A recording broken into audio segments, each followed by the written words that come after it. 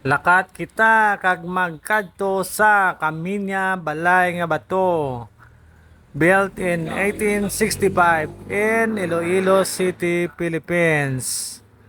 Amo niyang balay ni Don Abansinya. Isa sa mga prominent family diri sa Iloilo City.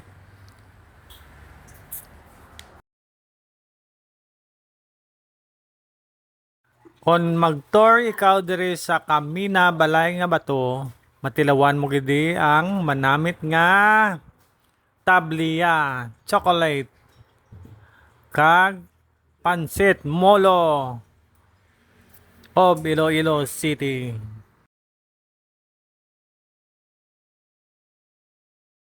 Ang mga kagamitan diri sa Kamina nga balay nga bato, halin pa ni sang una, sang ginobra ang balay sang 1865 hasta subong ara pa sa fourth generation na nga family. Subong malibot kita di sa sulod oh, kita mo na kanami sang kwan, kanami sa mga gamit nila diri kay dumabatyagan mo gidang sang una nga panahon. Panahon pa sang mga Spanish, mga Espanyol.